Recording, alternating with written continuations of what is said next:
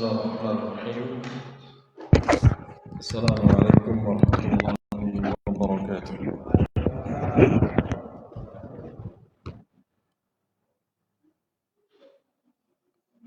Alhamdulillah ala ihsanih wa syukur lahu ala taufiqihi wa amtinanih. Asyhadu an la ilaha illallah wahdahu la syarika lahu ta'ziman li sya'nih. Wa asyhadu anna nabiyyana Muhammadan abduhu wa rasuluhu da'iyan ila ridwanih hadiyan ila ihsanih sallallahu alaihi wa ala alihi wa ashabihi wa ikhwanihi wa sallama tasliman katsira amma ba'du. Ikhwatul iman, hadirin jamaah salat maghrib yang kami muliakan, rahimani wa rahimakumullah ta'ala wa baraka fikum jami'an.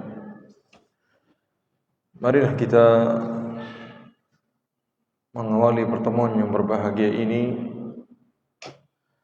dengan pujian dan sanjungan serta rasa syukur kita kehadirat Allah Subhanahu wa taala yang memudahkan untuk kita bersua kembali, tentunya dengan limpahan nikmat karena karunia serta taufiknya pada kita semua di kesempatan yang berbahagia ini.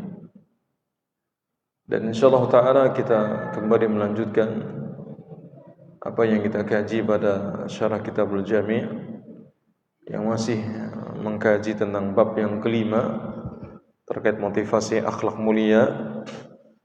Dan kita di poin terakhir pada hadis ke-11.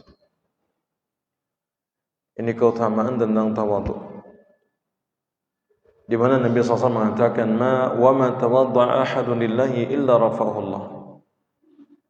Dan tidaklah seorang yang memiliki sifat tawadhu, rendah hati, dan dia melakukannya karena Allah, dia mengharapkan pujian, ganjaran di sisi Allah Ta'ala, melainkan Allah akan meninggikan derajatnya. Ya, Allah akan meninggikan derajatnya. Hadis ini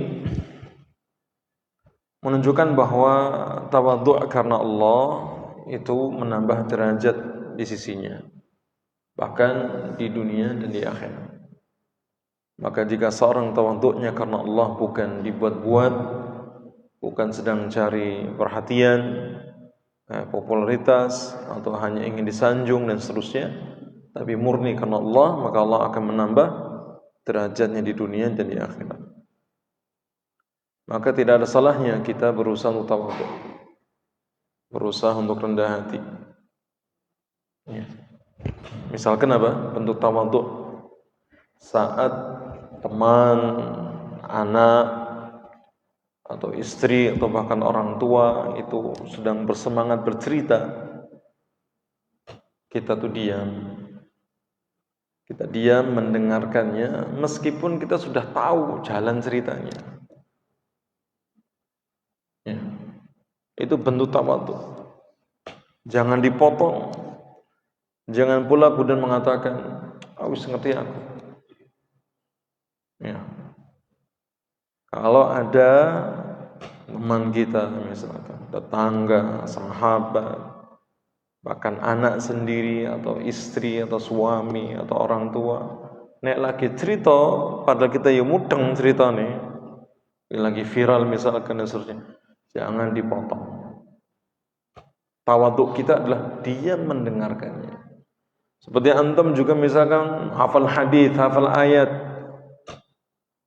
ya saat kajian gitu, ya dia mendengarkan. Itu tawadhu. Atha bin Abi Rabah beliau pernah mengatakan, innar rajula la yuhaddithuni bil hadithi fa unsitu lahu ka'an lam asma'hu qattun wa qad sami'tuhu qabla an julad. Kata Atha bin Abi Rabah, beliau mengatakan, sesungguhnya ada seseorang yang menyampaikan kepadaku suatu hadis. Atha bin Abi Rabah ini ahli hadis, jadi hafal ribuan hadis, jutaan hadis. Ya. Maka aku pun diam menyimak hadis tersebut seakan-akan aku tidak pernah mendengarnya sama sekali, padahal aku telah mendengar hadis tersebut sebelum orang itu dilahirkan. Tapi termasuk bentuk ketawaduan, dia mendengarkannya. Akan ada masa di mana kita mungkin lebih berilmu dibandingkan orang lain. Ketika orang yang di bawah kita ilmunya menyampaikan sebuah ilmu dan kita tahu, kita dengarkan dengan baik. Itu namanya tawadhu. Mu'ad bin Sa'id dia mengatakan, kunna 'inda Atha' bin Abi Rabah, fatahaddatha rajulun bi haditsin fa'tarada lahu akharu fi hadithihi, faqala Atha', subhanallah, ma hadhihi al-akhlaq, ma hadhihi al-ahlam, inni la asma'u al-haditha min ar-rajuli wa ana a'lamu minhu, fa urihim min nafsi anni la uhsinu minhu syai'ah. Kata Mu'ad bin Sa'id, salah satu murid dari Atha' bin Abi Rabah, kami sedang berada di sisi Atha' bin Abi Rabah. Lalu ada seorang yang menyampaikan suatu pembicaraan, namun ada orang lain memotong pembicaraan tersebut. Maka Atha' pun berkata, subhanallah, akhlak macam apa ini? Kedewasaan macam apa ini? Karena itu tidak menunjukkan akhlak yang mulia, juga tidak menunjukkan kedewasaan yang sebenarnya. Sungguh aku mendengarkan suatu pembicaraan dari seorang, padahal aku lebih tahu tentang pembicaraan tersebut, lalu aku menampakkan kepada mereka atau kepadanya seakan-akan aku tidak mengerti sama sekali tentang pembicaraan tersebut. Tawadhu yang menambah derajat, menambah ketinggian di sisi Allah Ta'ala dunia akhirat, salah satunya ini. Tidak memotong pembicaraan orang ketika kita paham, apalagi yang nggak paham ya. Ini semua dilakukan oleh Atha' sebagai bentuk tawadhu, tidak ingin menunjukkan pengetahuannya. Di sini Atha' ingin apa? Menghargai namanya pembicara, ingin menyenangkan hatinya. Kemudian dikisahkan juga, ada orang yang mendatangi seorang ulama mufassir, ulama ahli tafsir di zaman atau di abad ke-14, namanya Syekh Abdurrahman bin Nasir As-Sa'di. Orang tersebut menceritakan sebuah kejadian. Syekh Abdurrahman Nasir As-Sa'di ini pun mendengarkannya dengan seksama. Ini orang pertama. Orang pertama datang menceritakan kepada Syekh itu. Syekhnya dengarkan dengan seksama. Lalu datang orang kedua menghadap Syekh Abdurrahman Nasir As-Sa'di, lalu kemudian menceritakan kejadian yang sama.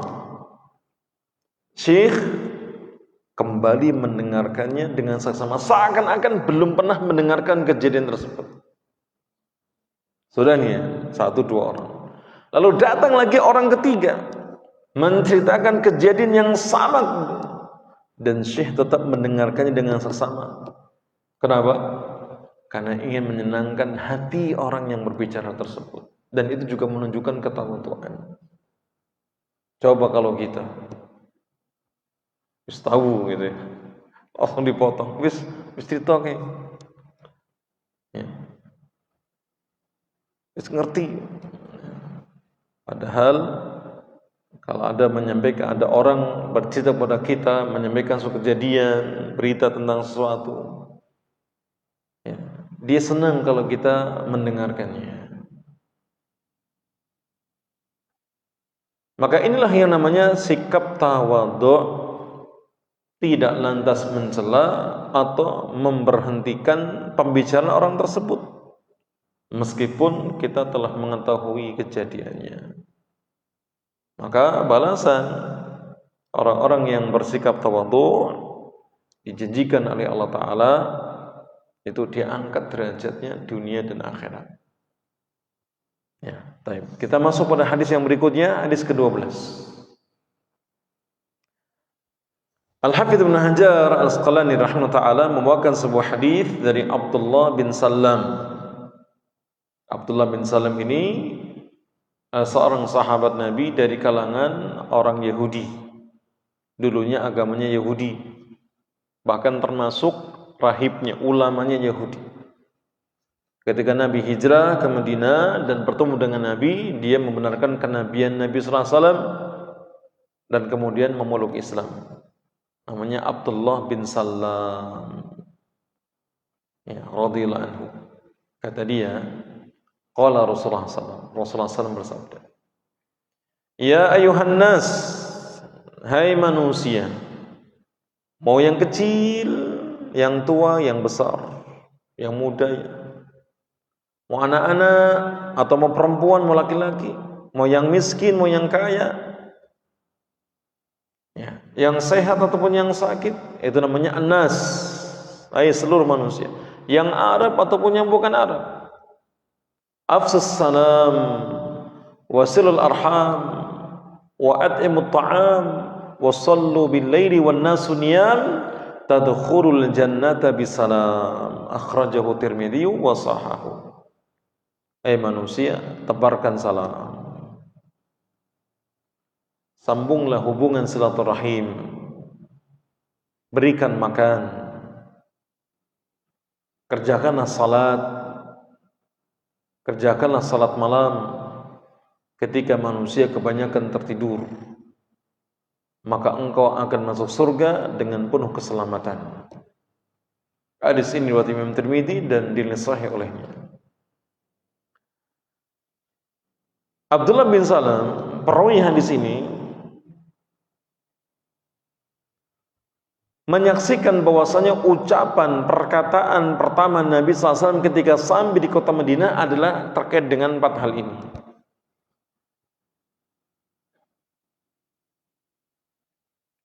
Tatkala Abdullah bin Salam mendengarnya, maka saat itu pula dia meyakini bahwa Nabi ini bukanlah orang yang suka berbohong atau menipu. Dan perhatikan, perkara yang Nabi katakan saat pertama kali hijrah di Madinah itu terkait dengan akhlak. Ada kalimat afsus salam, tebarkan salam. Kemudian wasilul arham, sambung silaturahim. Kemudian wa'at ta'am, berikan makan. Wasallu bil laili wan nasu niyam, terkait dengan salat malam. Ada 4 amalan ini.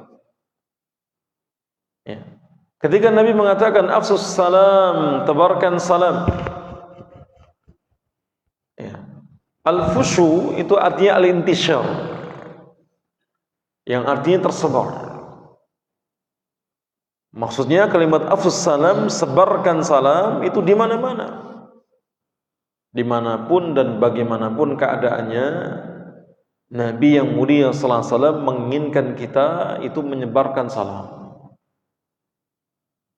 Dan salam yang dimaksud ini adalah salam Islami. Karena salam daerah, kesukuan, negara itu berbeda-beda. Bahkan bangsa Arab sendiri punya salam sendiri. Kita kalau belajar bahasa Arab ada kalimat sabahul khair, kan itu. Ya, sabahun nur jawabannya. Ya. Dan seterusnya. Tapi salam yang dimaksud di sini adalah salam Islami, yaitu ucapan assalamualaikum. Sunnahnya ketika kita mengucapkan salam itu singkat,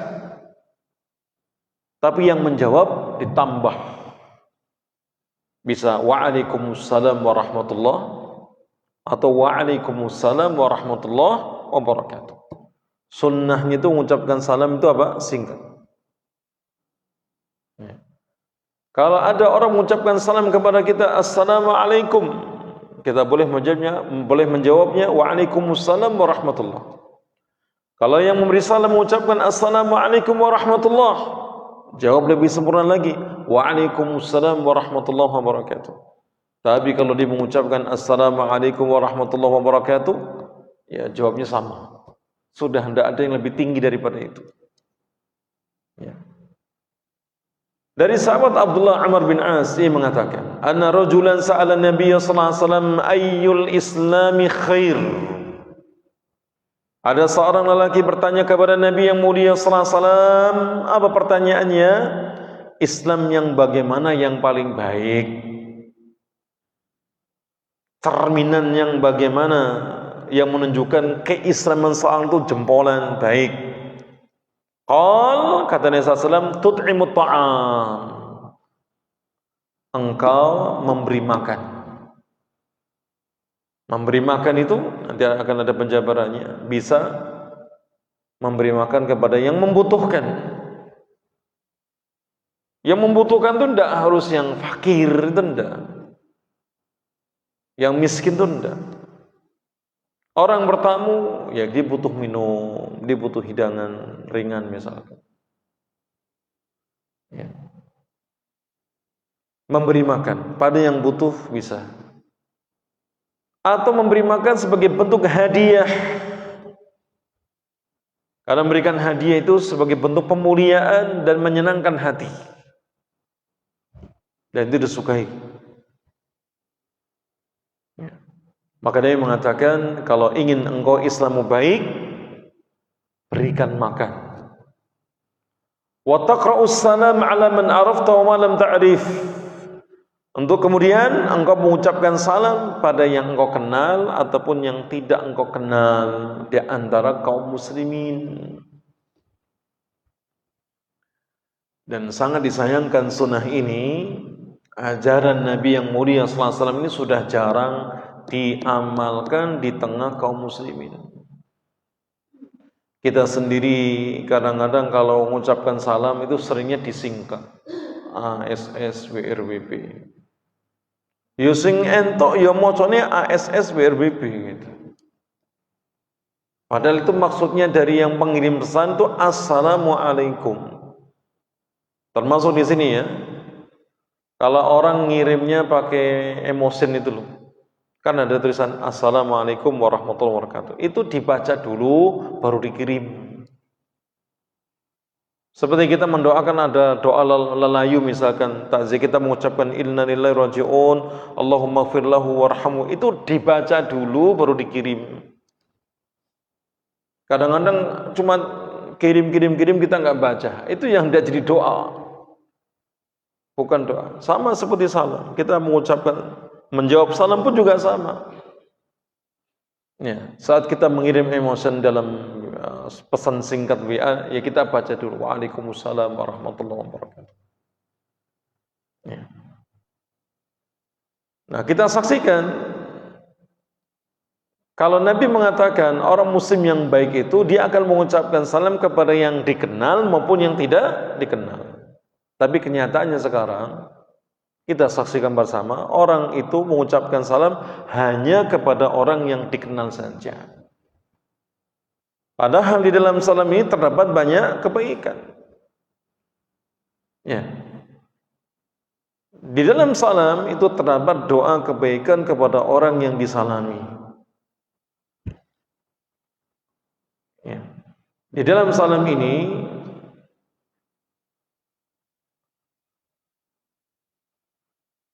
terdapat banyak keutamaan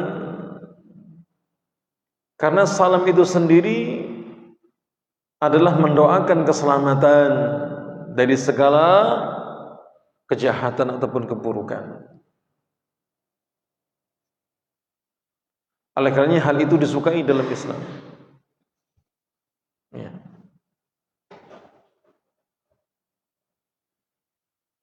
Orang yang mengucapkan salam, Assalamualaikum misalkan, semoga keselamatan tercurahkan kepadamu. Ya. Maka di dalamnya dia mendoakan agar orang tersebut diselamatkan dari segala mara bahaya.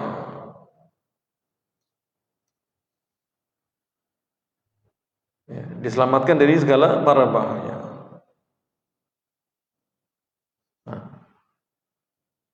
apa saja makna yang terkandung dalam ucapan doa salam yang mengandung doa keselamatan dari segala keburukan? Al-Imam Utsaimin rahimahullah ta'ala menjelaskan bahwa dalam ucapan salam minimal mengucapkan Assalamualaikum. itu di dalamnya ada sekurangnya ada 6 ya, doa yang agung agar seorang itu diselamatkan dari segala keburukan. Yang pertama, ucapan Assalamualaikum artinya semoga engkau diselamatkan dari segala penyakit. Penyakit kan keburukan. Semoga engkau diselamatkan dari segala penyakit. Yang kedua, Assalamualaikum maksudnya apa? Semoga Allah selamatkan engkau dari segala bentuk kegilaan. Gila harta, gila jabatan, gila wanita, gila pujian, dari segala bentuk kegilaan. Yang ketiga, ketika orang mengucapkan salam kepada saudaranya, Assalamualaikum, selain semoga didoakan, semoga diselamatkan dari segala penyakit, dari segala kegilaan, semoga Allah menyelamatkanmu dari segala kejahatan manusia. Makanya kalau mengucapkan salam, jangan disingkat, jangan pula kemudian hanya terdengar mikum, mikum. Kita sedang mengucapkan atau mendoakan keselamatan bagi orang-orang yang kita ucapkan salam kepadanya dari segala keburukan. Di antaranya apa? Segala kejahatan manusia. Ya, sekarang kejahatan itu datanya kan tidak pernah terperkirakan. Ada ibu sudah umurnya 66 tahun dipukul sama anaknya umur 25 tahun, meninggal berdarah. Ada seorang yang dia punya toko sembako, kita lihat juga aman-aman saja, dirampok. Ya. Ucapkan salam itu penting. Maka kalau kita sudah tahu makna kandungan salam, kita akan mudah mengucapkan salam kepada siapapun di antara kaum muslimin, yang dikenal pun yang nggak dikenal. Karena isinya doa atau mendoakan keselamatan dari segala keburukan, dari segala penyakit, dari segala kegilaan, termasuk kejahatan manusia. Yang keempat, Assalamualaikum maksudnya apa? Semoga Allah Ta'ala menyelamatkanmu dari segala bentuk maksiat dan dosa. Nih, kita jajakan kalau sunnahnya mengucapkan salam di rumah itu tidak hanya masuk. Ya, kita kalau masuk rumah, Assalamualaikum, iya betul. Tapi ketika masuk ke kamarnya orang tua, ke kamarnya anak, ketemu pertama kali dengan anak atau dengan saudara, kita mengucapkan Assalamualaikum. Nah, dan itu mendatangkan apa? Keberkahan untuk kita dan keluarga kita, dan mendapatkan jaminan. Orang yang mengucapkan salam ketika masuk ke dalam rumahnya itu mendapatkan jaminan dari Allah Ta'ala. Allah yang menjaminnya. Apa itu? Kalau dia hidup, Allah cukupi rezekinya. Kalau dia mati, masuk surga. Nah, tapi ucapkan salam itu tidak hanya masuk ke rumah saja. Kita masuk ke kamar, ketemu dengan saudara, dengan anak, dengan orang tua, ucapkan salam. Yang kelima, makna salam ketika itu mengucapkan Assalamualaikum artinya ya Allah selamatkanlah dia dari penyakit-penyakit hati yang menjadikan hatinya sakit sampai mati. Karena orang yang beruntung kelak di hari kiamat ketika menghadap Allah itu membawa hati yang bersih, hati yang sehat, hati yang selamat. Selamatkan dia dari penyakit hati seperti iri, dengki, hasad, ujub, sombong, angku, congkak, ya, dan yang lain-lainnya dari segala penyakit hati. Selamatkan dia. Termasuk makna salam, mengucapkan salam Assalamualaikum maksudnya apa? Ya Allah selamatkan dia dari siksa dan azab neraka. Coba antum kalau mengucapkan salam, bayangkan 6 makna ini. Dalam sekali mengucapkan salam, atau ya Allah selamatkan dia dari segala penyakit, dari segala kegilaan, kejahatan manusia, segala maksiat dan dosa, penyakit-penyakit hati, termasuk azab neraka. Maka kita pun juga senang kalau kemudian salam kita dijawab dengan lebih baik. Makanya sunnahnya kalau ada yang mengucapkan salam, kita mengucapkannya apa? Lebih baik, karena kita didoakan 6 hal ini, diselamatkan dari 6 perkara ini, dari segala bentuk keburukan. Kan tidak ada orang yang mendoakan kita terus menerus kecuali orang terdekat. Tapi mengucapkan salam itu tidak hanya sekedar pembukaan, tapi di sana ada doa keselamatan dari segala keburukan, dari segala penyakit, kegilaan, kejahatan manusia, dari penyakit-penyakit hati, maksiat dan dosa, termasuk azab neraka jahanam. Hadirin jemaah sekalian dirahmati Allah Subhanahu wa taala. Kemudian kita mendapati ketika Allah Subhanahu wa taala menyebutkan lahum darus salam 'inda rabbihim wa huwa waliyuhum bima kanu ya'malun, bagi mereka orang-orang beriman yang memiliki imannya dengan ketakwaan, dengan amal saleh, maka disediakan bagi mereka darussalam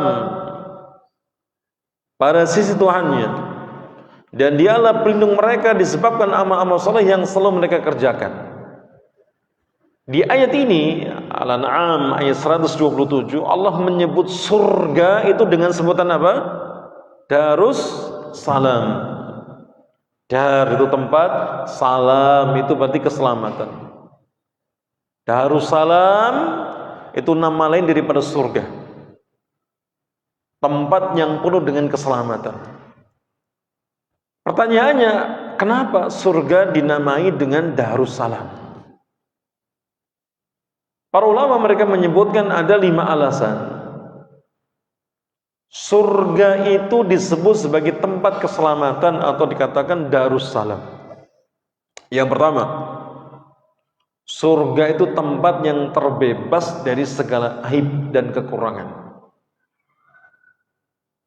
sehingga penduduk surga, penghuni surga tidak mengalami yang namanya buang air kecil, buang air besar, buang hajat, bahkan meludah beringus pun tidak ada, karena itu aib.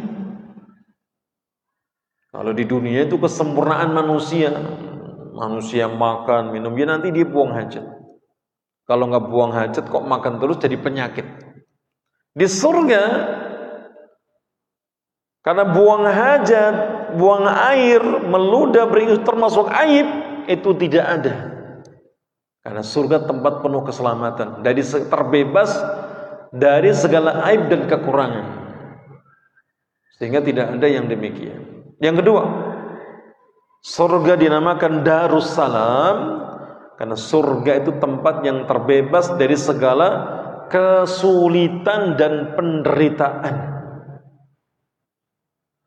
sehingga siapapun yang menduduki tingkatan surga, mau yang paling rendah sampai yang paling tinggi, maka tidak sama sekali merasakan yang namanya kesukaran, kesedihan, keletihan, ketakutan, kegelisahan. Maka disebut dengan Darussalam. Kalau kita di dunia bersedih ganti perasaan kita, bisa jadi malamnya ketakutan, gelisah, ya. Paginya dia, sorenya keletihan, kesulitan, kepayahan. Dunia Darul Bala, tempatnya ujian, ya, gelisah, takut, sedih, sulit, susah, letih, payah, capek, itu dunia. Surga tidak ada. Itu tempat yang terbebas, tidak ada kesukaran, penderitaan sama sekali. Makanya orang yang paling menderita di dunia, seandainya dia masuk surga, ketika ditanya apakah engkau pernah menderita, dia mengatakan enggak pernah saya menderita. Makanya kita sabar, dunia itu sebentar, sesaat.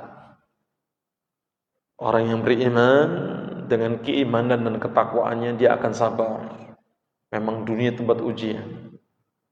Kita akan mendapatkan tempat yang lebih baik, itu surga. Maka jangan lelah meminta surga kepada Allah. Karena setiap orang yang minta surga, surga akan berkata, ya Allah, masukkan orang itu ke dalam surga.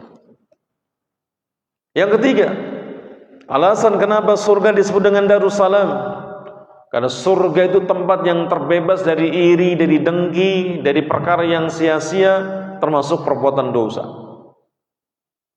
Bahkan seluruh penghuninya itu dipenuhi dengan keselamatan, kebaikan, kesucian, kegembiraan hati dan jiwanya. Orang beriman saat melewati sirat dan kemudian berujung di kontorah jembatan yang terbentang menuju surga, maka sebelum mereka masuk surga, hati-hati mereka dibersihkan dari iri dengki. Sudah tidak kepengin gugat nuntut saudaranya, sesama muslim atau karib kerabatnya. Karena terselamatkan dari sirat, tidak berjatuhan ke neraka jahanam, itu nikmat yang luar biasa. Sehingga orang yang mungkin dia menaruh iri, dengki dan seterusnya, dendam misalkan, kalau sudah dikontoro sudah selesai, enggak mau nuntut. Ya, meskipun ada tambahan hisab, tapi bukan perkara terkait dengan gugat menggugat, selesai. Sehingga ketika penghuni surga dihilangkan dari hati mereka iri, dengki, dendam dan seterusnya, maka mereka masuk surga tidak ada perasaan iri sedikit pun dengan perbedaan tingkatan derajat. Yang paling rendah tingkatan derajatnya nggak pernah meri, nggak pernah iri, nggak pernah hasad dengan kondisinya yang tingkatan tersebut. Derajatnya yang lebih rendah daripada yang lain. Justru dia merasakan dia paling nikmat, paling besar mendapatkan nikmat dari Allah Ta'ala. Nah, kalau di dunia masih memungkinkan orang terjadi iri dengki, tapi di surga tidak ada. Itu tempat yang terbebas dari iri dengki dan perkara yang sia-sia, termasuk perbuatan dosa. Yang ada apa? Dipenuhi dengan keselamatan, kebaikan, kesucian, kegembiraan pada hati dan jiwanya. Yang keempat, surga dikatakan Darussalam karena surga itu tempat yang tidak ada kematian.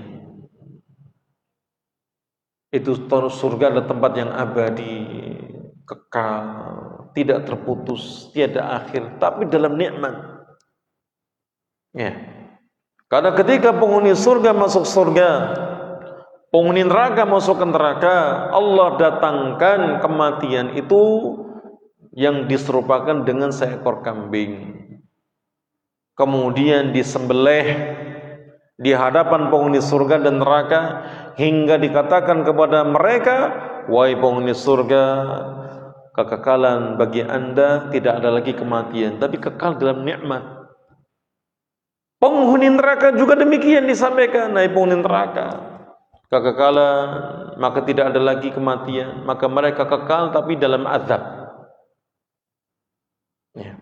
Maka surga itu tempat yang tidak ada kematian. Bahkan namanya naum, tidur pun tidak ada.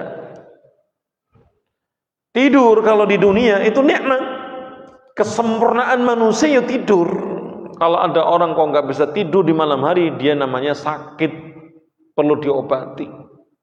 Kalau di surga tidak ada malam dan tidak ada tidur. Nggak ada kok pengen tidur, tidak ada. Kenapa? An-naumu akhul maut, karena tidur itu saudara kematian.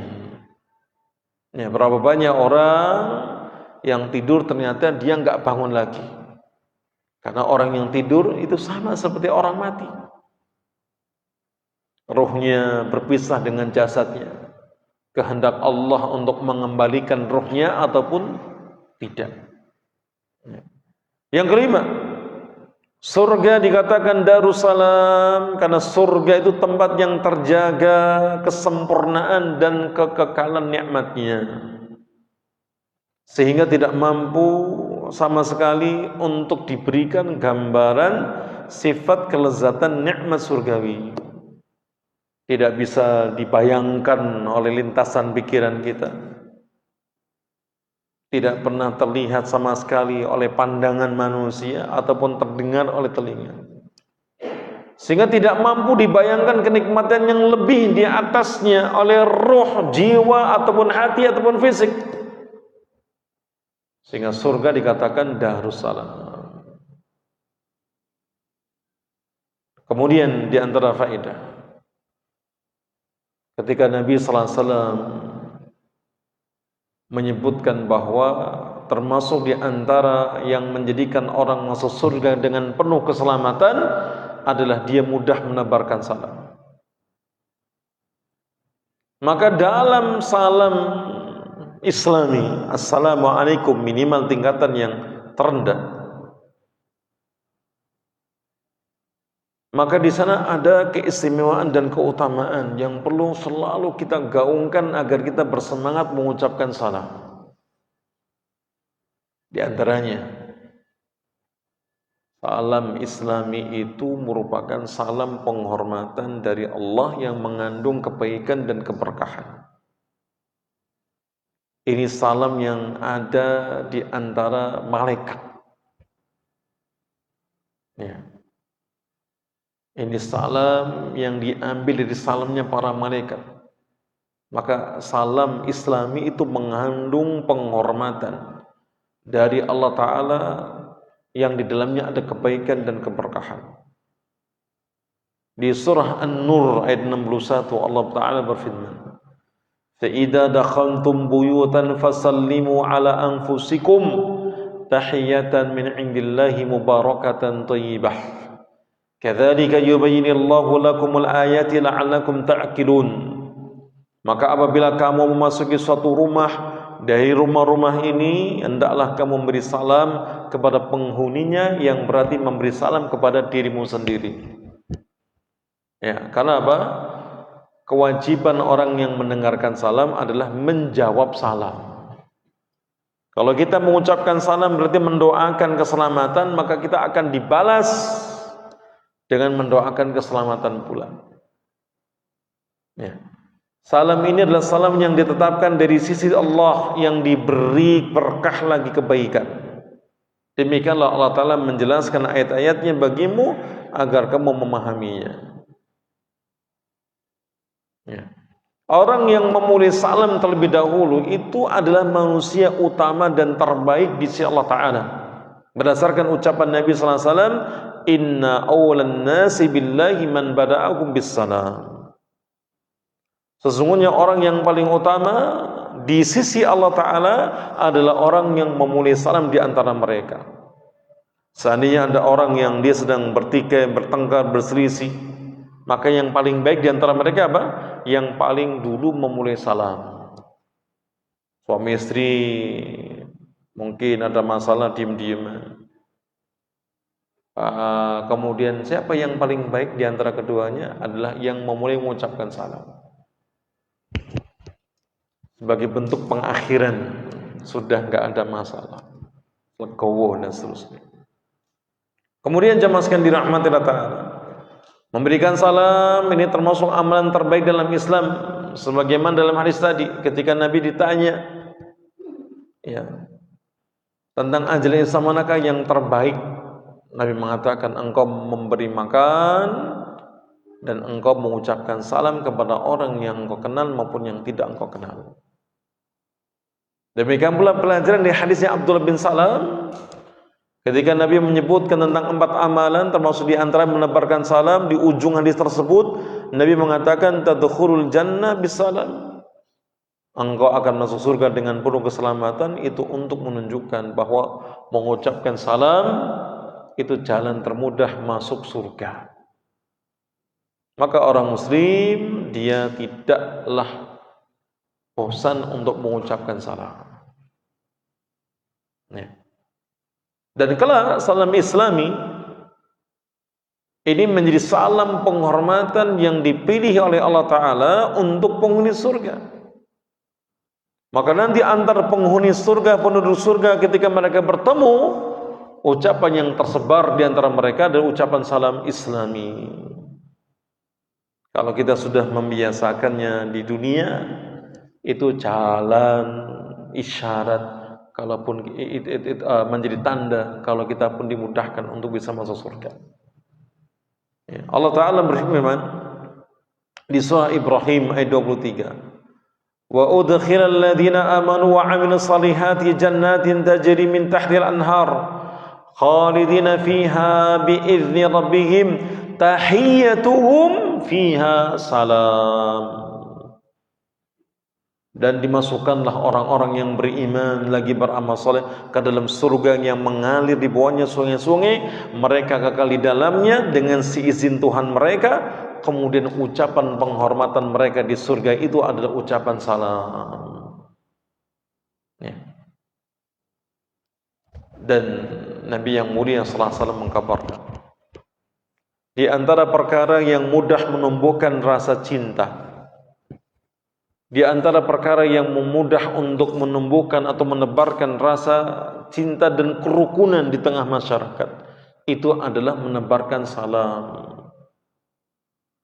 Nabi mengatakan, la tadkhulunal jannah hatta tu'minu wa la tu'minu hatta tahabbu, ala adullukum ala syai'in in fa'altumuh tahabbtum, afsus salam bainakum.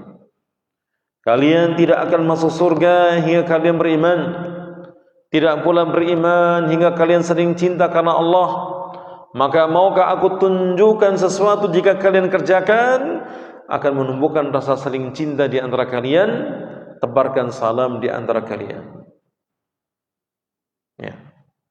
Maka ini hal yang bisa memberikan kita dorongan yang besar dalam mengucapkan salam atau menjawab salam. Poin terakhir, hadirin jamaah sekalian dirahmati Allah Ta'ala, terkait salam adalah adanya 3 golongan manusia yang berhak atau tidaknya mendapatkan ucapan salam kita. Jadi para ulama mereka membagi, ada 3 golongan manusia yang berhak mendapatkan salam kita atau tidak. Yang pertama, orang yang fasik. Fasik itu pelaku maksiat, pelaku dosa, yang terang-terangan melakukan kemaksiatan. Kalau kita bertemu dengan mereka, orang muslim tapi fasik, mengucapkan maksiat terang-terangan, gak sholat, gak ini dan seterusnya gitu ya, maka wajib mengucapkan salam kepadanya. Kecuali ada maslahat jika mendiamkannya, maka tidak perlu mengucapkan salam kepadanya. Ya. Karena apa? Di sana ada doa.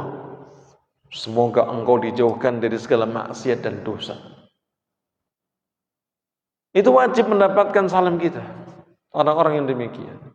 Karena kita otomatis mendoakan. Kita nggak ngomong mandek selesai atau berhenti mendemi. Enggak. Yang judi berhenti, tidak perlu seperti itu. Ucapkan assalamualaikum. Artinya, ya Allah, jauhkan orang ini dari segala bentuk maksiat, dosa dan yang lain. Itu wajib. Yang kedua, orang non muslim. Kepada mereka kita tidak memulai salam Islami ya. Kalau salam yang adat budaya terserah nggak apa-apa. Ya. Tapi kalau salam Islami maka kita tidak memulainya. Namun jika mereka memberi salam, ya kita balas ucapan salam mereka. Itu untuk orang yang nangis. Kalau salamnya yang bukan Islami tidak apa-apa. Kita mengucapkan selamat pagi, ya, selamat sore, selamat siang misalkan, tidak masalah. Yang ketiga, orang muslim yang tidak diketahui kefasikannya. Orang muslim yang tidak terang-terangan berbuat maksiat dan dosa, maka apa? Ucapkan salam kepadanya dan bersemangatlah untuk menjadi orang yang pertama memulai salam. Ya. Orang yang pertama memulai salam. Ya. Kita berhenti di poin ini terkait masih di faedah hadis ke-12. Insyaallah kelanjutannya terkait dengan memberi makan atau menyambung silaturahim, memberi makan dan salat malam, insyaallah kita kaji di kesempatan berikutnya. Wassallallahu ala nabiyyina Muhammadin wa ala alihi washabihi ajma'in. Wa akhiru da'wana alhamdulillahi rabbil alamin. Wassalamu alaikum warahmatullahi wabarakatuh.